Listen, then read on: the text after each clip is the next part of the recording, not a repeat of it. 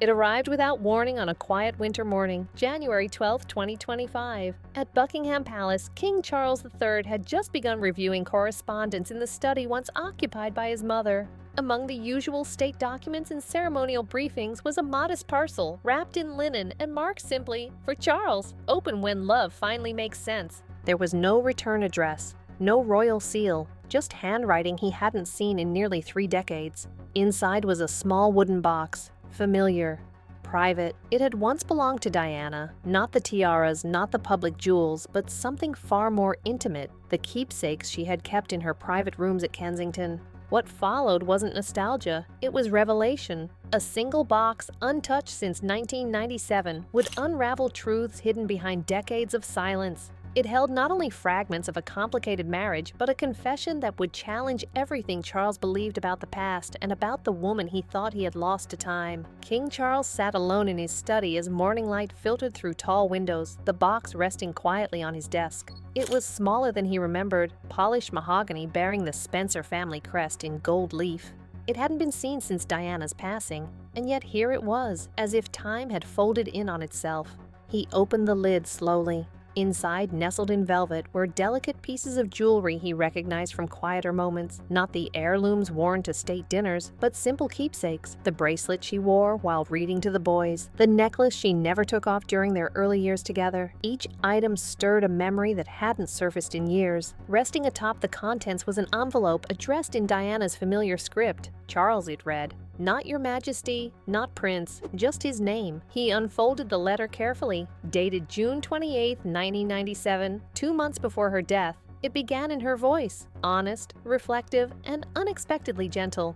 If you're reading this, then I'm gone, and you finally reached the place I always hoped you would. This box holds the version of us before everything shifted, before the cameras, before the expectations, before we forgot how we started. Charles paused. For a moment, the world outside faded. The weight of the crown, the responsibilities, the history, they fell silent. What remained were words from a woman he once called his partner, written not in anger, but in memory. She wrote of their early days, of laughter shared during long walks in the Highlands, of simple dinners at Highgrove when the world seemed far away, of a young couple trying to build a life while learning to carry the institution that surrounded them. "We were never perfect," she wrote, "but there were moments, real ones, where we were just Charles and Diana. I kept these pieces not because they sparkled, but because they reminded me of who I was when I was loved by you." He folded the letter with trembling hands and looked again at the jewelry. Each item was a token, not of glamour, but of memory. What struck him most was what was missing. There were no accusations, no bitterness, just recognition of what they had been and what might have been salvaged. And then beneath the velvet lining, something shifted.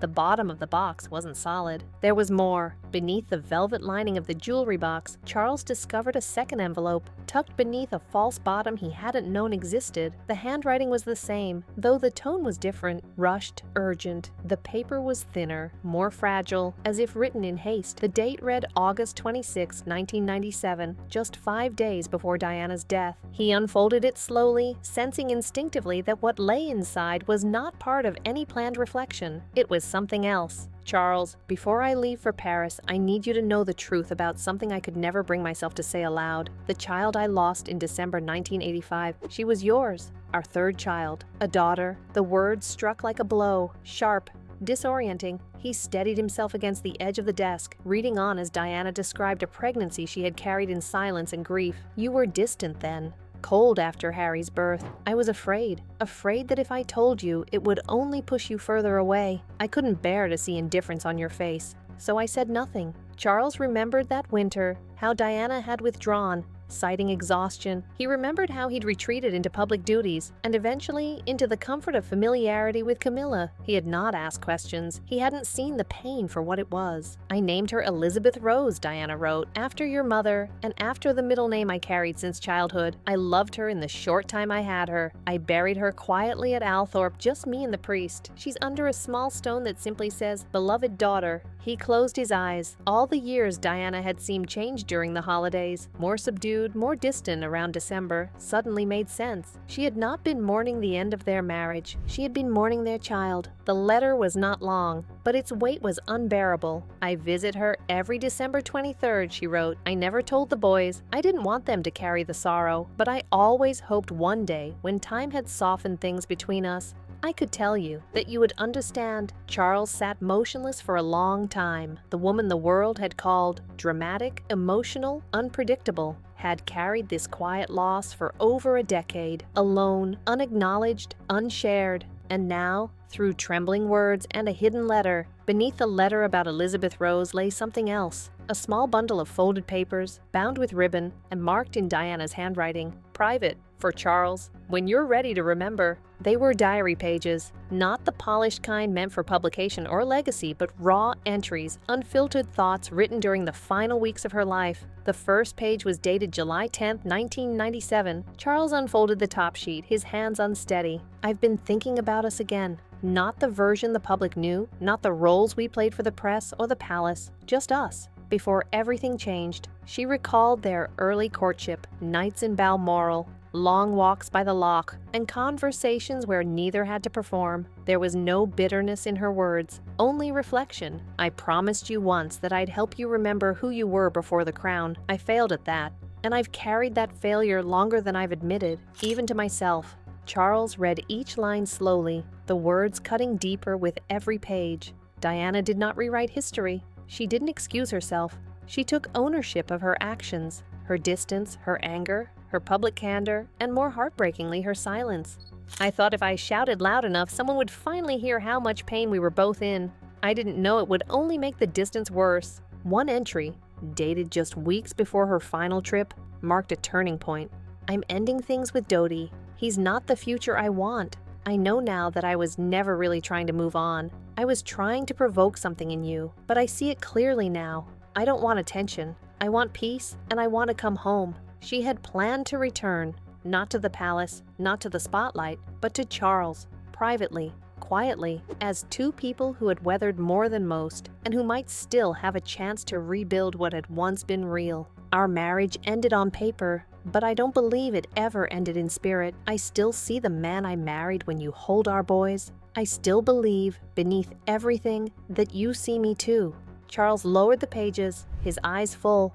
She had not been angry at the end. She had been preparing to begin again, but time had not waited. Tucked among the final pages of Diana's diary was a sealed envelope separate from the rest. Its label read simply, "In case I don't return." Charles hesitated. The weight of the words settled in his chest before he even opened it. Inside was a single letter, written in a sharper hand, less reflective, more immediate. It was dated August 29, 1997, just before her departure to Paris. "Charles, if anything happens to me on this trip, you must know I'm not going to Paris for the reasons everyone believes." She explained that in the weeks leading up to her final journey, she had received an anonymous message, someone claiming to have knowledge of her pregnancy in 1985, medical records, burial details, enough to piece together the truth about Elizabeth Rose. "They threatened to release everything, not just about me, but about you, about how you never knew, about how you had abandoned your own daughter." Diana feared the story would devastate not only the monarchy, but their sons. The threats were clear: disappear from public life, stop the humanitarian work, and sever ties with royal visibility, or the information would be released. This trip to Paris, it's a cover. I needed a way to disappear for a few days, to think, to buy time. I told Dodie nothing. He believes we're getting away. But I'm not running towards something. I'm trying to protect what's left of us." Charles read in silence. His fingers tightened around the pages. The press had framed the trip as romantic, a summer holiday, a distraction. But it had been anything but. Diana had been navigating a crisis alone, shielding the very institution she had once been accused of trying to damage. "I reached out to a security contact through an old friend. We're trying to trace the source. It may be someone close, closer than I ever imagined." She had gone to Paris not for love, not for escape, but to defend the last secret she had kept. A secret not for herself, but for her family. "If anything happens to me, promise me you'll tell William and Harry that their mother never stopped trying to protect their father, even when no one saw it." Charles felt the words settle into his chest like stone.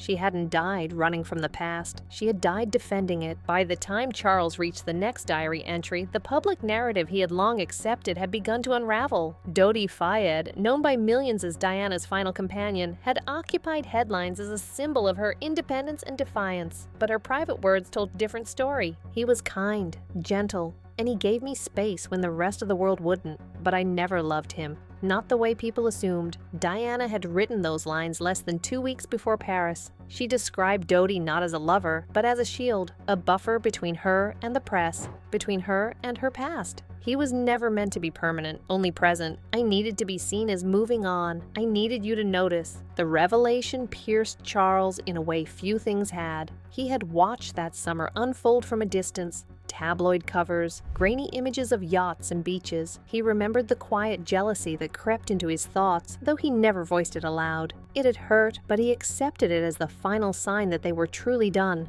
Now he saw the truth. The romance had been a performance. For the cameras. For him. I thought if I looked happy enough, free enough, you might realize what we lost. That somewhere beneath duty and hurt, there was still something worth saving. Her words were not cruel. They were confessional. Diana was not manipulating, she was mourning. Mourning a marriage that had eroded, mourning a life lived too long under scrutiny, mourning a connection that had never fully broken despite everything. She admitted with painful clarity that her relationship with Dodi had created complications she hadn't intended, feelings she didn't reciprocate, pressure from others to turn a passing connection into a headline. He deserved more honesty than I gave him, and I will always carry that. But my heart was never his. I only ever loved one man. Charles let the letter fall into his lap. The woman the world believed had moved on had, in truth, been trying to find her way back. Not to fame, not to another spotlight, but to him. It was a story no paper had ever told. And now reading it in her own hand, he began to understand the depth of what had been lost. Not just a person, but a reconciliation they had both been too late to reach. Folded neatly within the remaining pages was a document unlike the others. It wasn't a diary entry or a personal letter. It was a plan, practical, intentional, and heartbreakingly unfinished.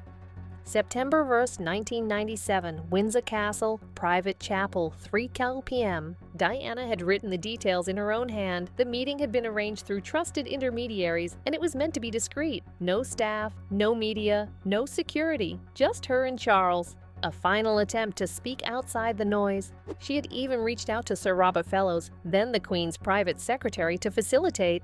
Charles now remembered being approached vaguely about a personal matter, requiring his attention after Diana's return. He had agreed without much thought, unaware of what had truly been set in motion. Among the notes was a draft of what she had planned to say. "Charles, I know I've caused you pain, but I believe what we had was never entirely lost. I don't expect everything to return to how it was. I only hope we might begin again, on quieter terms, with clearer hearts." She didn't romanticize the past. She acknowledged it with painful precision, the affairs, the anger, the estrangement. But the tone of her message was not one of blame. It was one of possibility. I don't want the spotlight. I don't want titles or appearances. I want peace, for me, for the boys, and maybe, if we're brave enough, for us. She had envisioned a future that was humble and private, one rooted not in ceremony, but in family. Diana wrote of working beside Charles again, not as his consort, but as his companion, supporting his causes, focusing on their sons, offering the royal family a quieter path forward. I can't undo what we've both said and done, but I believe we can create something new, not as a royal couple, as two people who still carry love, even after everything. The weight of the moment crashed over Charles. The meeting had been scheduled, the letter had been drafted, the intent had been real. But it never happened. Diana never returned from Paris. The chapel remained empty, and the conversation that could have changed the course of both their lives was lost to time. Charles stared at the date again. September 1st, 1997. It was a Monday. He had been waiting at Windsor that afternoon, unaware that a reconciliation had been planned, and that it had been stolen by a single night that changed everything. At the very bottom of the jewelry box was something unexpected, a small cassette tape tucked into a velvet pouch. Written on the label in Diana's looping handwriting were just 4 words: "For Charles, play alone." Charles hesitated. The world had long since moved past cassette tapes, but the palace study still had a small player, stored among older devices used for archival recordings. With trembling fingers, he inserted the tape, pressed play, and sat back. The static cracked briefly, then her voice, not the poised public Diana, not the carefully rehearsed tones of interviews or televised speeches. This was something else entirely. "Hello, my darling Charles." He closed his eyes. She had always called him that. Even during the most strained chapters of their marriage, her voice trembled, less composed than he remembered, softer, unsure of itself. "I wasn't brave enough to say this face to face, but you need to hear it." She paused. "I've hurt you. I know that. I made things public when I should have protected them. I let my sadness turn into a weapon, and too often, you were the one I aimed it at." She spoke of their fights, moments that had once felt like betrayals, now sounding like misunderstandings between two people trying to navigate a life too big for either of them. "The truth is, I never stopped hoping we could find our way back. Even when I pretended not to care, even when I tried to move on, I was waiting." Charles felt a tear slip down his cheek. There had been so many chances, so many moments where pride had stopped one or both of them from reaching out. Then came a memory, unexpected, but vivid. "Do you remember the night Harry was born? You held him like the world depended on it. You looked at me and said, 'He's perfect. We're perfect.' I believed you. I believed us." The tape crackled again. She was crying now, but still speaking. "I know you love Camilla. I'm not here to undo your life. I only want you to know that in the end, you were still the love of mine." A final pause. A breath. "If I don't come back from Paris, please remember this side of me. Not the headlines, not the sadness, just this, just us." The tape clicked to silence. Charles sat motionless, the room dim, the echo of her voice still lingering. She had recorded this days before she left for Paris, not as a farewell, but as a last effort to bridge a gap years in the making. One last chance at truth. She hadn't just left behind a box of memories. She had left behind herself, her voice, her love, her unfinished goodbye. The room was still, the silence almost reverent after Diana's voice faded from the cassette. But as Charles gently closed the jewelry box, something shifted beneath the final velvet panel. There was one last envelope, thicker, older. The handwriting this time was his own. He frowned. He didn't remember placing it there, didn't remember writing it even. But as he unfolded the letter, recognition flooded back like a long-forgotten dream. It had been drafted sometime in 1996 after their divorce had been finalized. He had written it late one night at Highgrove, his pen moving faster than his thoughts. He never intended to send it. And yet somehow, Diana had found it, kept it. "My dearest Diana, there is so much I should have said when we had the chance. I failed you in ways that still keep me awake. Not because I stopped loving you, but because I never showed you how deeply I did." The words were raw. Charles had written of his fear, not just of marriage, but of emotional vulnerability. He admitted he had chosen restraint over intimacy, duty over connection. "You were light and energy and feeling. I was caution and silence. I thought I could shield you from the burdens I carried, but I only ended up pushing you away." He had compared his relationship with Camilla, safe, familiar, unquestioning, with Diana, who challenged him, inspired him, overwhelmed him. He had been afraid that he wasn't enough for her, that if she truly saw him, she would walk away. "You never needed me to be perfect. You needed me to be present, and I wasn't." At the bottom of the page, he had scrawled a line he had forgotten writing, now more piercing than ever. "If you ever decide to come back, if there's ever a day when we can try again, I'll be here, and I'll be better." The words had never left his desk, yet now, here they were, in her box, alongside her letters, her tape, her diary. She had read it, and she had answered, with her own version of forgiveness, with plans for reconciliation, with truth that had waited 27 years to be seen, not by the world, but by the man she had once chosen. Charles folded the letter carefully and returned it to the box. It was not just a letter he had once written. It was the one he had never dared to send, and the one Diana had never forgotten. As the winter sun began to set over Buckingham Palace, Charles sat surrounded by the fragments of a truth long buried. Letters, photographs, her voice on tape, and in the center of it all, the small mahogany jewelry box, unremarkable in appearance, yet now the most precious thing he owned. Inside he had found more than memories. He had found clarity, a daughter he never knew, a reconciliation that almost happened, a woman who had been unfairly reduced to headlines, and yet never stopped trying to protect what they once shared. And most painfully, he had found his own silence, how it had cost them both a second chance. He lifted one final item from the box, a photograph he had never seen before. It was a candid shot tucked between pages of Diana's diary, the two of them walking along the water at Balmoral, laughing, unguarded, young, real. On the back, she had written, "This is who we really were." Charles stared at it for a long time. That night he wrote to William and Harry, not to share everything, not yet, but to tell them there were things they deserved to know, not as heirs, as sons. He also drafted a quiet plan for something he could no longer ignore, a private foundation in the name of Elizabeth Rose, dedicated to supporting parents who had experienced pregnancy loss in silence, just as Diana once had. No announcement, no press release, just a gesture, a beginning. The next morning, Charles returned the letters, diary entries, and recording to the box. He locked it himself and stored it in the royal archives, not for secrecy, but for preservation. One day, it would be time to share it. For now, it would remain where it belonged, intact, whole, and finally at peace. Before leaving his study, he looked out over the gardens, his voice barely above a whisper. If you had asked, I would have said yes.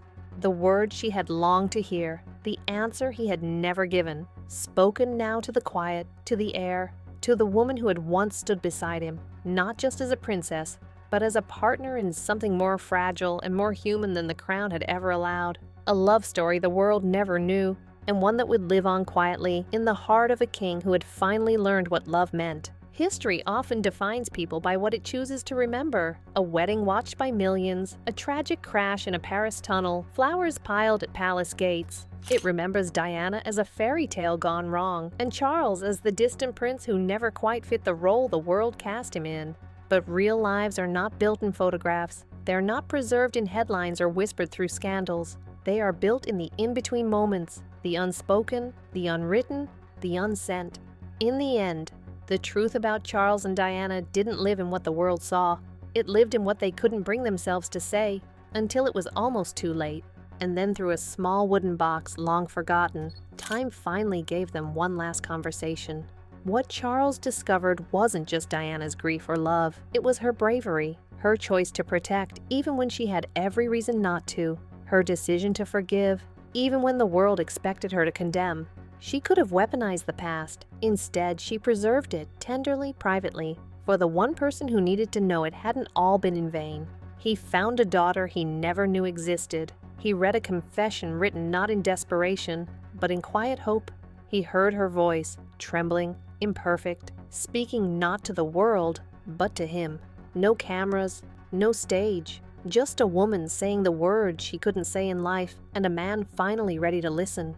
It shattered him, not because of the tragedy itself, but because of what might have been. Because while the world had long since moved on, Diana had been trying to come home. And now in the twilight of his life, after decades of duty, Charles is left holding the most precious truth of all. They hadn't ended. Not really, not in spirit, and not in the ways that matter most. The love they shared wasn't perfect, but it was real. It was bruised, buried, unfinished, but it never completely disappeared. It lived in the letters he never sent, in the notes she never shared, in the quiet acts of devotion that made no headlines but meant everything. This isn't the story the monarchy wanted told. It doesn't fit neatly into royal archives or family trees. It complicates legacies. It challenges myths. But more importantly, it humanizes two people who were never allowed to be just that people. What Charles chooses to do now is unknown. He may never speak publicly of the box or what it contained. He may never tell the full story. He may keep it locked away, as Diana did, choosing to carry its weight in private. But something has already changed. In a study filled with history and duty, a king cried not for his title, but for his failures, his regrets, and the love he lost by staying silent too long. And in that moment, Charles was no longer the heir, the monarch, or the misunderstood prince. He was just a man, a father, a widower, a person staring at the pieces of a love story he never got to finish. One day, perhaps, the contents of that jewelry box will be shared with his sons, with William and Harry, not to rewrite history, but to correct it, to give them back a fuller picture of their mother, not the symbol, the woman, a woman who fought for her family until the very end. Diana's final act wasn't political or performative. It was intimate, a confession, a memory, a hand reaching through time to say, we were more than what they said, and we could have been more still. That's the power of love unspoken. It endures in silence, it waits, and sometimes, even decades later, it finds a way back. So what does a king do with the kind of truth that doesn't belong on paper or parchment? He remembers it, he carries it, and perhaps when the time is right, he tells it, not as a king preserving the monarchy, but as a man honoring the woman he never stopped loving and the story that refused to be forgotten. Because in the end, Diana didn't leave behind a scandal. She left behind a second chance, and Charles, finally, was ready to receive it.